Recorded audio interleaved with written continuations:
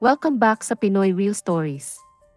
Sa channel na ito, ikukwento ko sa wikang Filipino ang krimen, pagkamatay o pagpatay sa iba't ibang panig ng mundo.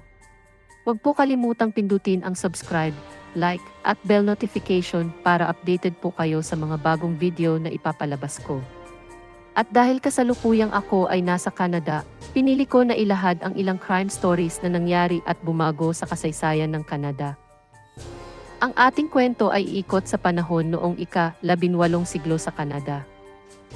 Si Grace Marks ay isang Canadian na nahatulan ng pagpatay noong ika-19 ng Nobyembre taong 1843. Ang kanyang kwento ay kumalat sa buong Canada at nagkaroon ng maraming kontrobersya. Buhay ni Grace mula pagkapanganak.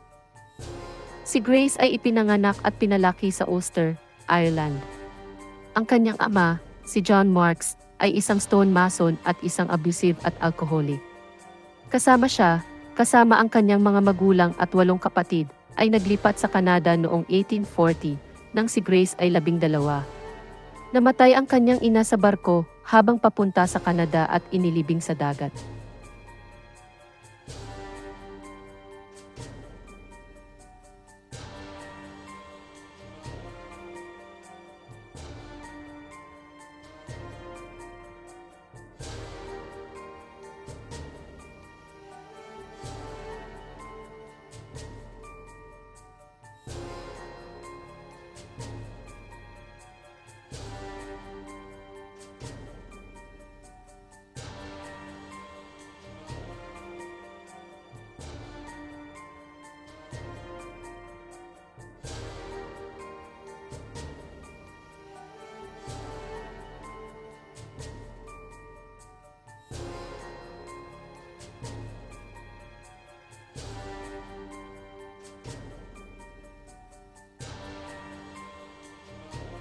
Noong 1843, siya ay naging katulong sa Toronto.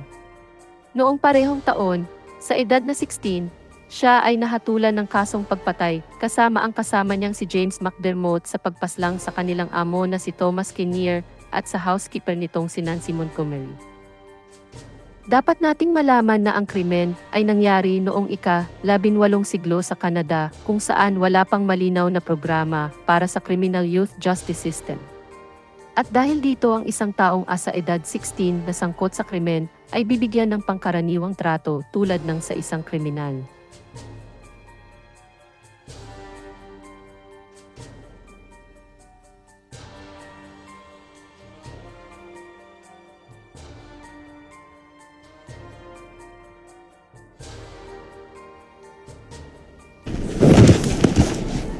I'm Thomas Kinnear, your new employer. Si Grace ay naging Come katulong fetch you. sa bahay ng magsasaka sa Yonge Street at ngayon ay kilala ang lugar na Richmond Hill sa Upper Toronto.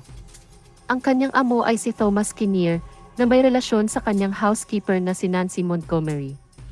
Noong Hulyo 1843, pinatay ni na James McDermott, si Kinnear at si Montgomery. Binaril si Kinnear at si Montgomery na buntis noong panahon nang siya ay pinatay. Gamit ang palakol, binasag ang kanyang ulo, saka nilunod bago binalatan at itinago sa ilalim ng malaking palanggana. Matapos ang krimen, si Grace ay nagtago sa pangalang Mary Whitney. Tumakas si Grace kasama si McDermott patungo sa Estados Unidos, ngunit sila'y nahuli sa Lewiston, New York at ibinalik sa Toronto. Hindi pa rin tiyak kung si Grace ay kasama sa pagpatay sa 2 tao. Si Grace ay dinala sa korte kasama si McDermott para sa pagpatay kay Kinnear. Ang paglilitis. Ang mga paglilitis ni na Grace Marks at James McDermott noong Nobyembre 1843 ay naging sentro ng pansin ng media dahil ang mga kaganapan ay nabalot ng mga pahayagan sa buong Canada. Ayon kay Susan Houston, isang dalubhasa, ang pagkamatay ng mayamang Scottish na binata at ng kanyang housekeeper ay nagdulot ng malaking interes. Ang bahid ng kababalaghan sa aspetong sexual ay nagdagdag sa kawilihan sa nakakadiring mga detalye ng pagpatay. Sa isang punto, maraming tao ang nagpunta sa loob ng korte at may pangambang baka bumagsak ang sahig dahil sa dami ng tao. Si McDermott at Grace ay nagbigay ng magkasalungat na bersyon ng pangyayari sa kanilang nakasulat na mga pag-amin, Pareho silang nagpasahan ng sisi sa isa't isa para sa pagsisimula ng pagpatay. Sinabi ni McDermott na si Grace ang pumatay kay Montgomery, samantalang nanindigan si Grace na pinilit siya ni McDermott na tumulong. Sinabi ni McDermott na si Montgomery ang nagtanggal kay Grace sa trabaho, samantalang sinabi naman ni Grace na si McDermott ang binalaan ni Montgomery dahil sa hindi maayos na pagganap sa trabaho. Ang pagbabalita ng pahayagan at ang opinyon ng publiko ay nahati kung si Grace ba ay isang delikadong babae na nagpapanggap na mahinhin o isang inosenteng batang babae na nadamay sa plano ni McDermott. Sa kanyang pag-amin, sinabi niya na sinubukan siyang barilin ni McDermott, isang nawawalang bala ang natagpuan na nakabaon sa isang durungawan. Gayunpaman, may ilan na nag-akusa na dumalo siya sa korte na nakasuot ng damit ng namatay na Montgomery na nagdulot ng pag-aalinlangan sa kanyang kawalan ng kasalanan. Ang mga pamantayang pangkasarian noong Victorian Age ay naglaro ng malaking papel sa pagtatakda ng resulta ng paglilitis.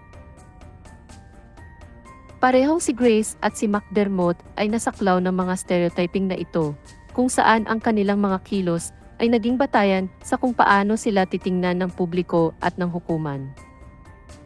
Sa huli, si McDermott ay nahatulan ng kamatayan at binitay, samantalang si Grace Marks ay nabawasan ng kanyang hatol at napabilanggo ng habang buhay. Ang paglilitis ay nagpapakita ng komplikadong ugnayan ng lipunan at kasarian, at patuloy itong nagbibigay diin sa kahalagahan ng pag-aaral ng kasaysayan at kung paano ito nakakaapekto sa ating pag-unawa sa kasalukuyang panahon. Hatol. Matapos ang isang mainit na paglilitis, si Grace Marks ay hinatulan ng kamatayan, ngunit ito ay binawasan ng parusa at naging habang buhay na pagkabilanggo. Binitay si McDermott, pero ang hatol kay Grace ay pinalitan ng habang buhay na pagkabilanggo sa Kingston Penitentiary. Noong May 4, 1852 hanggang August 1853, siya ay isinailalim sa isang asilum, ngunit siya ay ibinalik sa Kingston Penitentiary. Siya ay nagtagal ng maraming taon sa iba't ibang mga institusyon, kabilang ang mga mental hospital at bilangguan, bago siya tuluyang pinatawad at pinalaya. Noong 1872, matapos halos 3 dekada ng pagkakabilanggo, pinatawad si Grace Marks at lumipat sa Hilagang New York.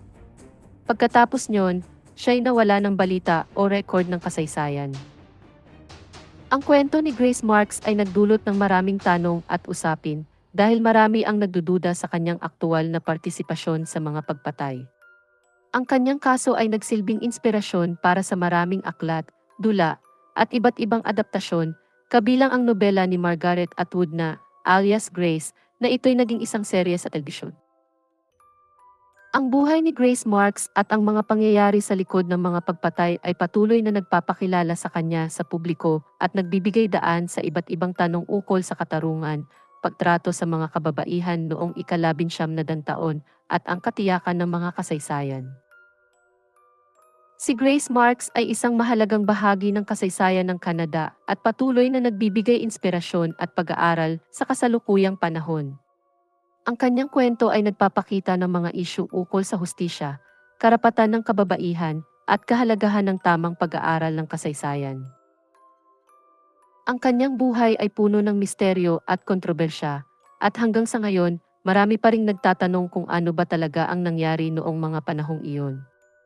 Ang adaptasyon ng nobela ni Margaret Atwood tungkol kay Grace Marks ay nagdulot ng bagong interes sa kanyang kwento, at ito ay nagbigay daan sa mas maraming tao na maunawaan at masuri ang kanyang buhay.